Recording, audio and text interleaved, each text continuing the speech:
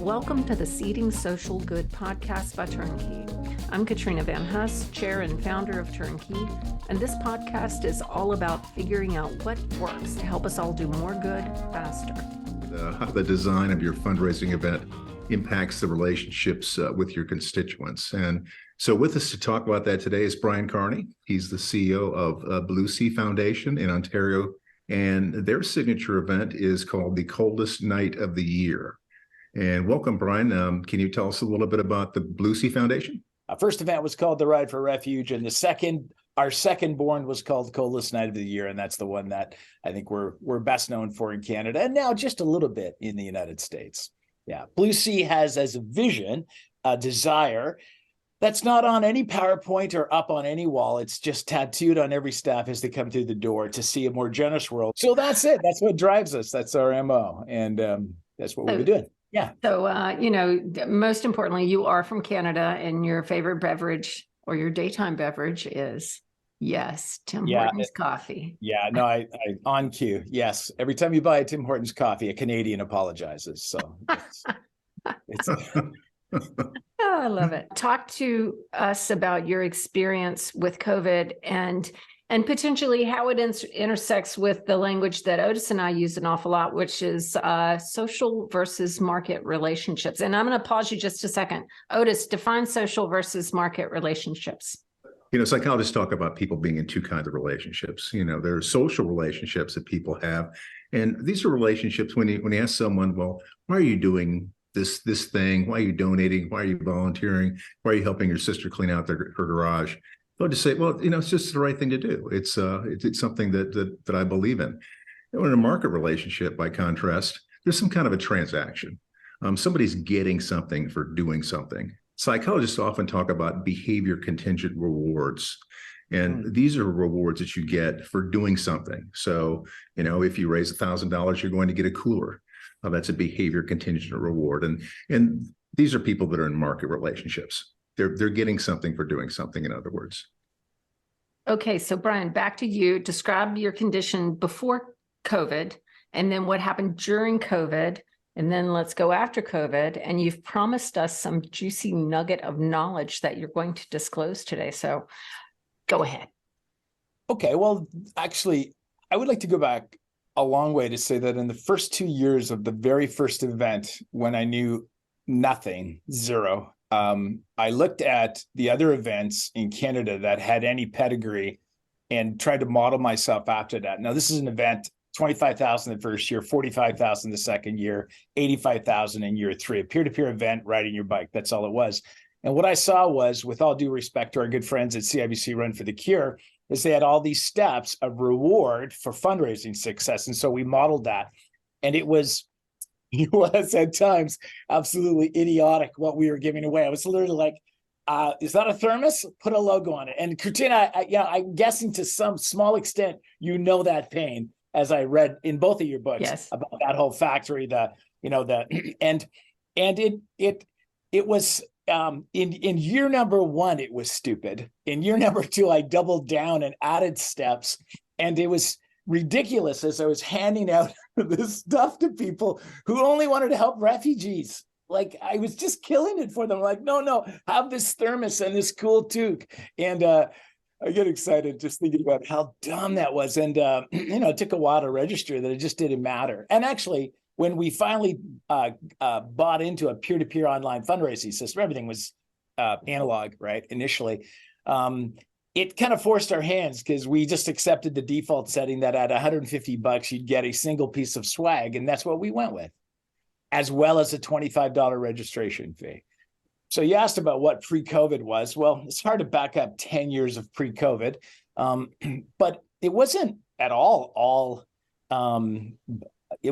market, because some of the things, again, that you wrote in chapter 4, especially around the MS bike, we did quite honestly and authentically. We were like, yeah, we need this. We got some costs, but look at what you're doing, right? To our friends in Athens that are fleeing for their lives from Africa. And you can just connect the dots so well. And that's what the thing is about. In year number 3 of the event, Canadian, absolute quintessential Canadian, we get this early snowstorm, right? And we had no rules.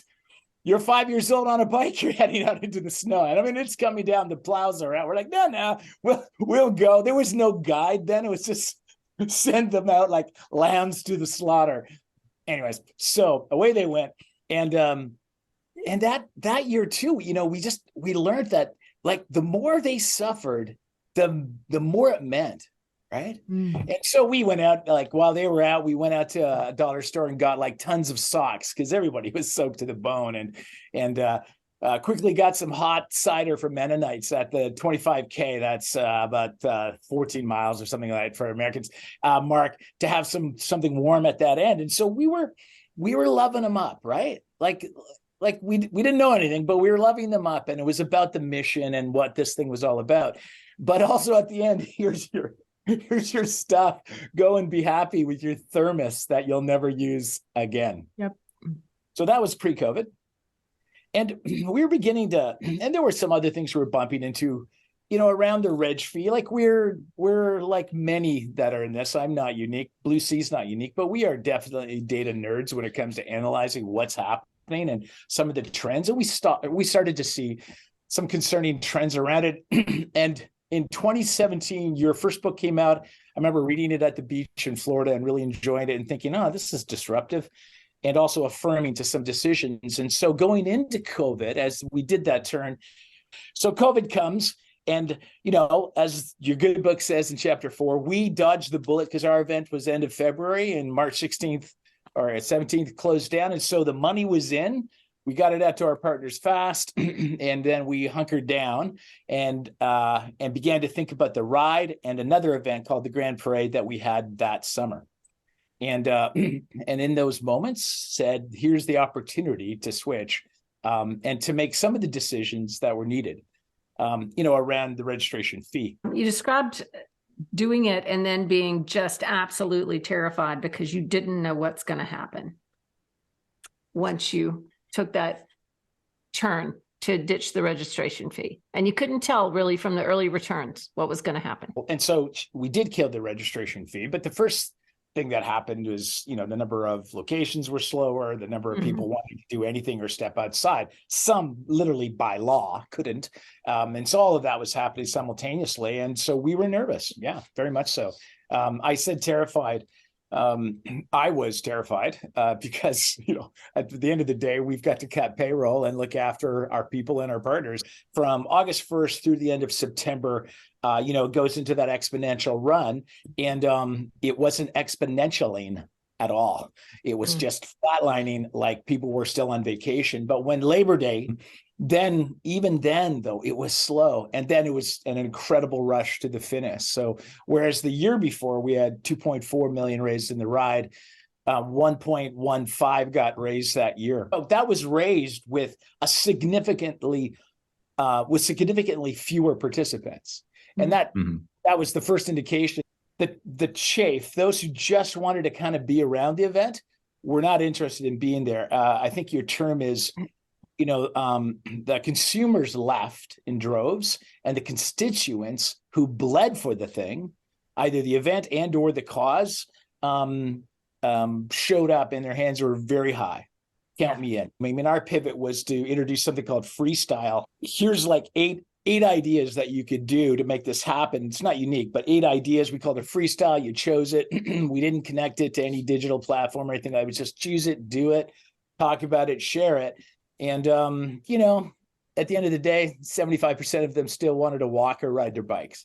And actually, Kristen, who worked for us, you know, stole the IKEA phrase, you know, some assembly required, which we rolled out. It was brilliant, which is the story of that summer, right? And anything that kind of followed. And people were like, yeah, good.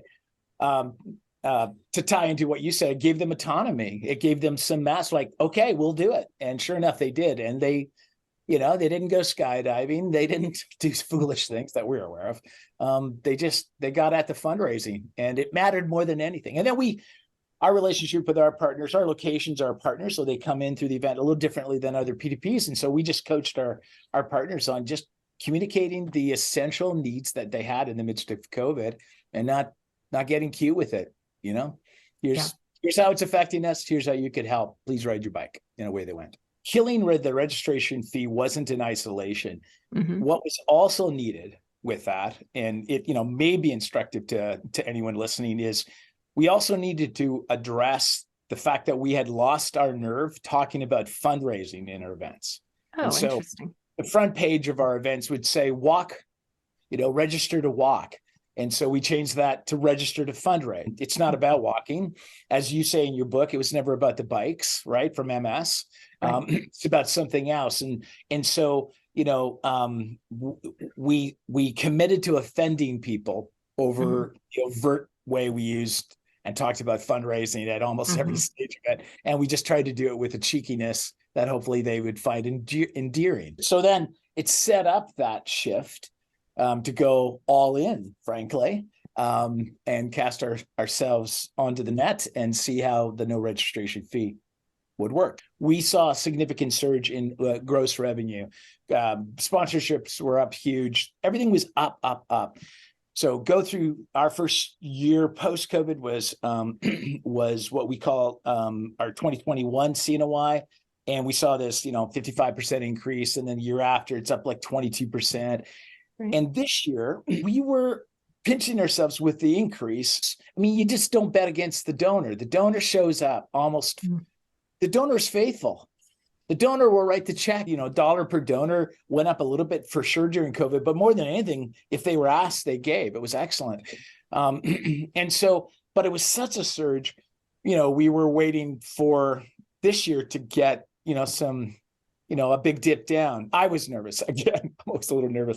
Will we see a big decrease in the average donation from 84 to 74, or $10 times 130,000 donations is a big impact, obviously, on the event. So we were waiting for some of that stuff to drop, but the penny didn't drop this year.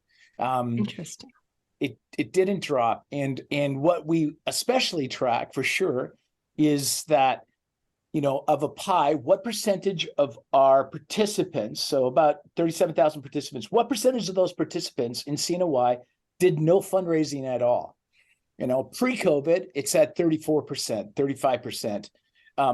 Pre-COVID and pre-no reg fee, it's at 35%, 33, 37, in that range, right? Depending. And then, and suddenly this big shift, we lose, the number of people per team falls. That's good, right? Because we're not looking for participants, we're looking for fundraisers. So that was good, 7.1 to 6.4 approximately per team, great. And then the average that they were raising went up. Well, that's just math working. We get that. But then it went up more than the differential. So clearly something else happened. An awkward conversation was forced with each of our locations to have with each of their team captains, to have with each of those participants to go, why am I in this event? Is it to pay $25, or is it to help a family in my community that needs some support? And that happened. And so post-COVID, we were waiting for the penny to drop, and it did not, Katrina, Otis, it didn't drop. The average donation was within 50 cents of prior year. So that's fantastic. And then there was a pretty big surge in new participants, new locations, big surge, people coming out of the woodwork. So let me get out of the house. Let me get out of post-COVID. So they're there, they're excited. So we expected that. And so the fundraising culture is fine tuning, isn't it? And we double down on better training. We do a lot of stuff contributes to the lift, right? Sure.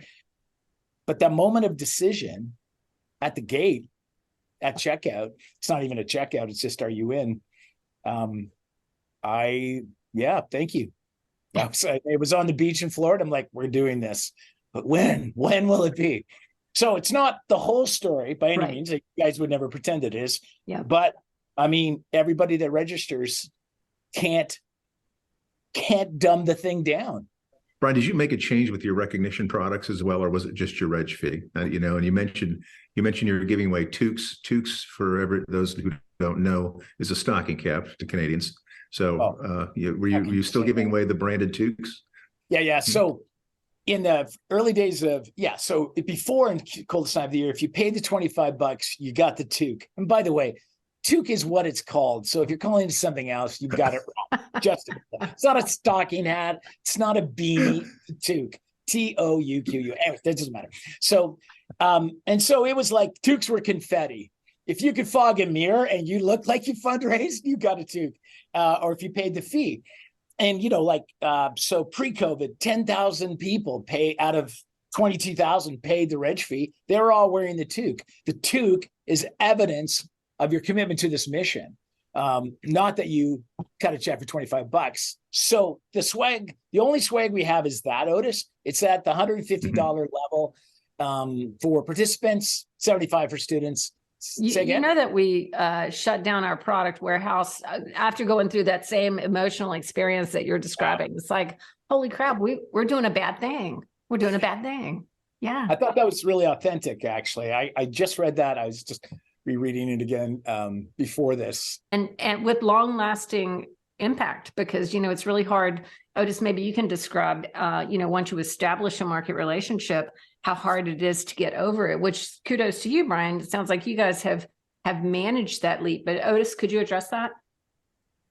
Well, all the research tells us that market relationships crowd out social relationships. Yeah. I'm not sure, frankly, I'm not sure exactly why, but there's a lot of research from social psychologists that tell us that, which is, why it's so challenging, as Katrina said, to go from a market kind of an event to a social event. You just don't pull that many people. And, it may have something to do with what Brian was talking about. The people that were there for the market relationship, they kind of got weeded out during COVID. They just didn't come. And so you were left with the folks who were really involved in these social relationships that were there for the mission. And so that may have made it a little bit unusual and easier for you, Brian. During COVID, once the rich fee was killed, those who didn't want to fundraise left. It meant the culture of fundraising was almost everywhere. It was ubiquitous, right? Yeah. And that, and so people that maybe would have raised 50, you kind of felt like they couldn't point to their friends who did nothing. They could only point to their leaders or other friends who were doing something more. And I think they're having this conversation in their head going, what am I about? Yeah. What am I going to do here? Yeah. So I'm going to take us out of chapter 4, and I'm going to take us to our next book, Brian, which is about the role of community and identity. Otis, can you talk a little bit about community and identity? People seek out different communities in order to develop their own sense of identity. So, I may volunteer for a political party because I want to develop that part of my identity and so forth. And some parts of our identities become very, very important that way. Research shows that most of us have 8 or 9 identities that we feel are important to us. And so, again, we seek out these groups, we seek out community. And in seeking out this community and in engaging with people who are like us in these ways, it reinforces us socially. It's called the social validation feedback loop. And so what that does is it strengthens our identity and then makes it more likely that we're going to engage with the community again. So that's what this loop is. It goes round and round and round. It strengthens our identity and it makes us want to come back for more because, social validation is extremely rewarding. And so, being validated by others who have our beliefs is very important to us. And, on the downside is why people get in these information bubbles, these social bubbles where they just are engaging with people who are only like them, which is kind of the negative side of it. Yeah. So Brian, when you were describing the people in the toques and like suddenly they didn't have exposure to people who were not bought in, they were only exposed to this deeply committed kind of person that had to change the air. I think it helped the conversations focus more on cause, than it may have in the past. You've got basically smaller teams with a clear line of sight to the why behind why you're, freezing your butt off for an hour in February, right? Well, it's in my mind, building community is like one of the most important and one of the way that we can behave most opportunistically because it is not really done very well by many organizations.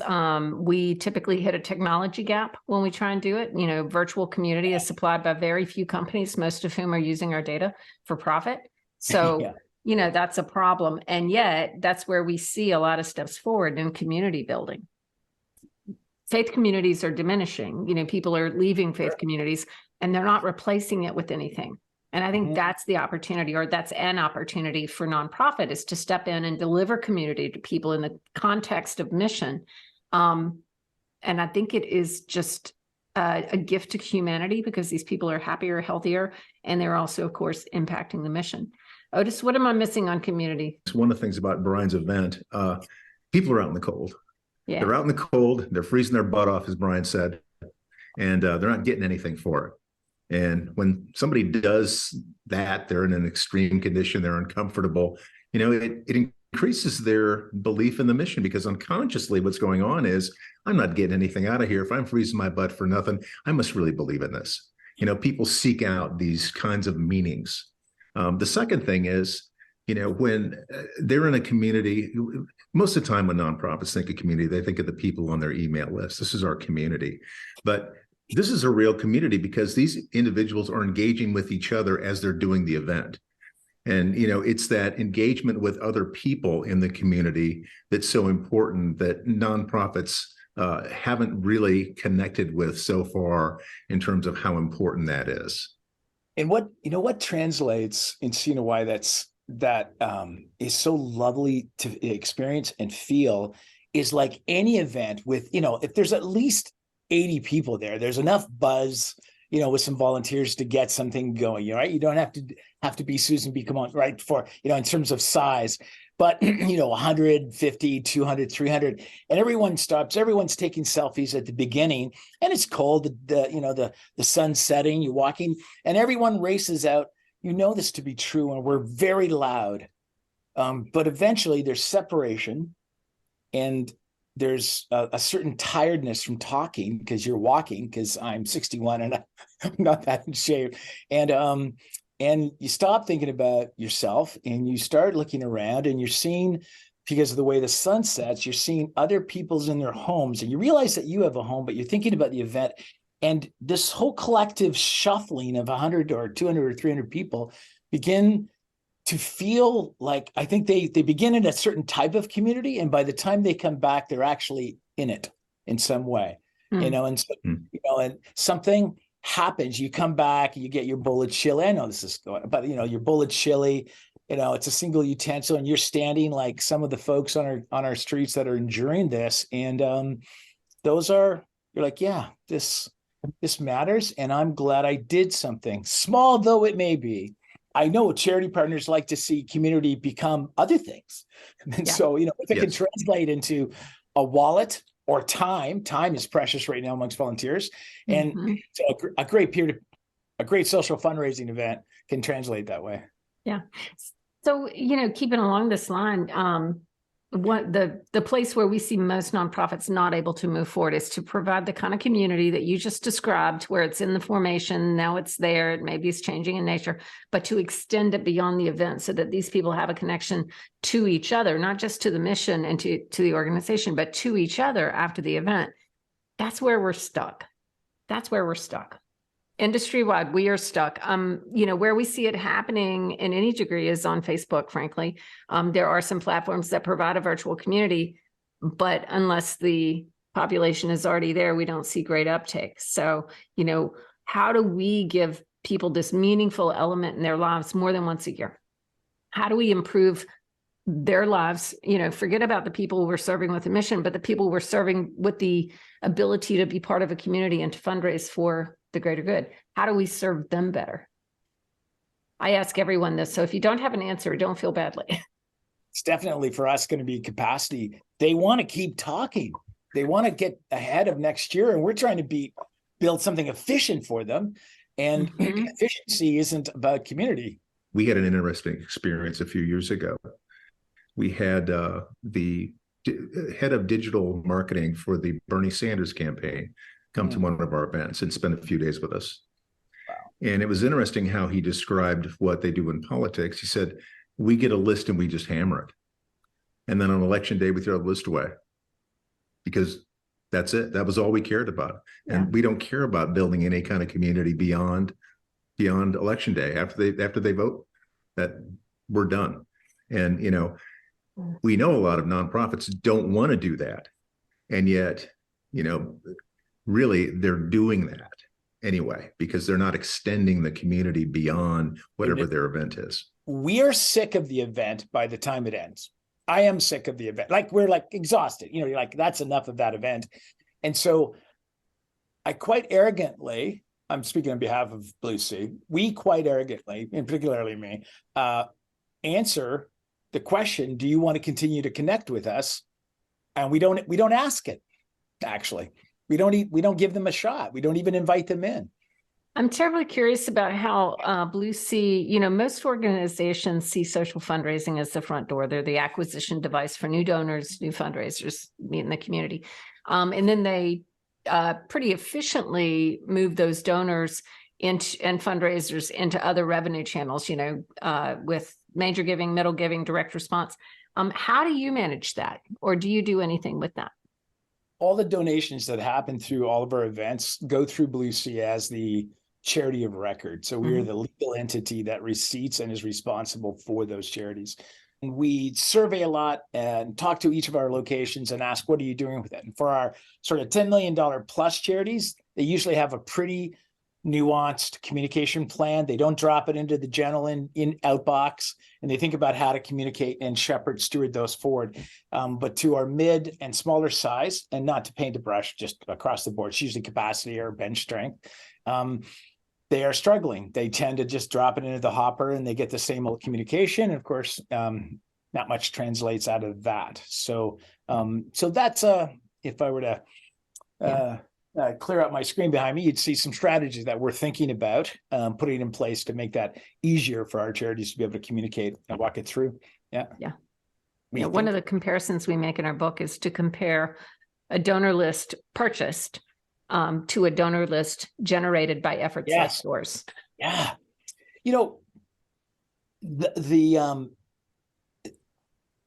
I think that's what it's hard to say all that.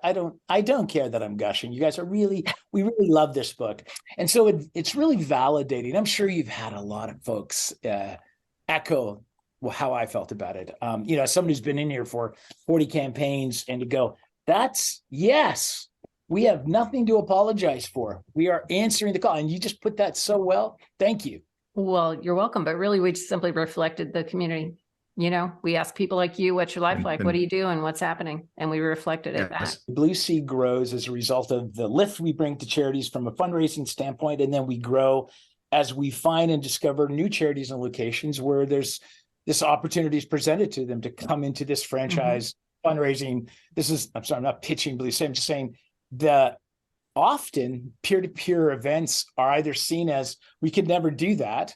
And that's our value proposition, but also or quite often as just beneath their dignity to even entertain. Yeah. And it's just, my goodness, how can you get 200 people who kind of, get 20 captains, 150 people who love those captains, and they're going to literally pay you for them to introduce you and to help you acquire donors. You made that case so well. It was inspiring. Well, thank you. And, speaking of pitching Blue Sea, I would much rather have you guys come in and run a peer-to-peer program for a nonprofit than have them stand it up from scratch. It is half the reason to write the book was to convince people don't do that. It's too hard. It's not magic, but it's close. 10 years ago, drafted this cheeky little article called, "Hey, why don't we do our own event and keep all the money?" And it basically tells the story in as cheeky of a way as possible that says, I think you shouldn't do it unless you've got, bench strength, and bench strength that'll stay because, like a well-meaning board member, a group of people, this, you're so cheeky in your own book, can will this thing forward. But then year after year after year after year after year, staying current, watching the trends, not moving on, keeping it fresh. That is hard slugging work. It is hard work. Back in the bad old days when we were doing recognition programs, we had a client, say that to us, like, we're going to do our own program. And we're like, that's great news. Let us help by sending you the project plan. It was great fun. They're like, what? No, we can't. No. And that was just that one element. So multiply that by 100. Yeah, just like you often, like I said, I just like it when you speak the truth. Like, God help you, your uncle wants to help you with the website, or whatever some of those throwaway lines are, right? And that's like, hey, I've got an idea for a T-shirt, and we've all seen logos that are a disaster, right? Yes. Although I loved, by the way, that's been helpful for us. If I can, again, that whole discussion about the early Relay for Life and how that local flair actually made it better, made it stronger, right? Yes. That was really helpful for us, right? Because we're trying to franchise, in essence, these events across the country, but if there's not that, is there anything they could do, or do they have to get it all from head office, right? Yeah. So that's been really helpful for us, thinking through, no, man, we've got to find as many ways as possible for that charity to run its flag up the flagpole and love it. shine. And I know we always teach the trifecta, but what Brian is talking about is giving people autonomy, which is part of what Otis calls the trifecta of satisfaction. Otis, you want to hit that? People who are satisfied in most aspects, in some aspects of their life, doesn't have to be everything. They report having a sense of autonomy, that they're making their own decisions, they're self-directed. Competence, which is they're doing something they feel like is important, and they have an opportunity to do it well. And relatedness, which means they're connected to something bigger than themselves. And if you think about the event that Brian was discussing, and the people's experience, they were getting those things in spades. Brian, thank you so much for sharing your thoughts. Change starts with just one person, you. If today's episode got your gears turning, don't forget to share it with your network. And hey, why not drop us a review? Your review helps more people find us and spread the good. Be sure to subscribe so you never miss an episode. Until next time, this is Katrina signing off from Seeding Social Good podcast by Turnkey. Stay inspired, keep making waves, and let's create a better world together.